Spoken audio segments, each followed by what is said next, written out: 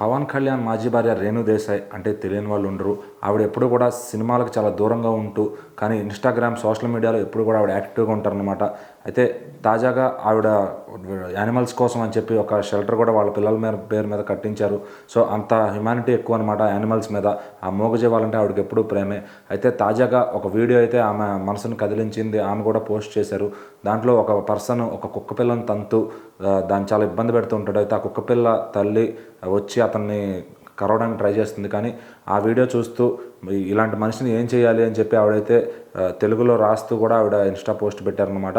So అది ఇప్పుడు వైరల్గా మారింది. ఎందుకంటే ఆవిడ ఇలాంటి చిన్న చిన్న వీడియోస్ అన్నిటిని కూడా చూస్తూ అబ్జర్వ్ చేస్తూ వాళ్ళ గురించి మాట్లాడుతూ ఉంటారనమాట. సో మరి రేణు దేశాయ్ గారికి ఆ పెట్ లవ్ అనేది ఎప్పటి నుంచో ఉంది. ఆవిడ చాలా దూరం కూడా వెళ్తారు వాటి కోసం. ఎందుకంటే ఆ పర్సన్ కానీ దొరికితే ఆవిడ నిజంగా లెఫ్ట్ అండ్ రైట్ ఇచ్చేస్తారు. అండ్ ఆవిడ ఫ్యాన్స్ కూడా వాళ్ళందరినీ కూడా ఎప్పుడు ఆ న్యూస్ని ముందుకు తీసుకెళ్ళడానికి వాళ్ళు కూడా చూస్తూ ఉంటారనమాట. సో ఎక్కడైనా యానిమల్స్కి ఇబ్బంది ఉందంటే ఆ రేణు దేశాయ్ గారి అభిమానులు కూడా వెళ్ళి అక్కడ చూసి వాటికి కావాల్సినవి ఏర్పాటు చేసి వస్తూ ఉంటారు.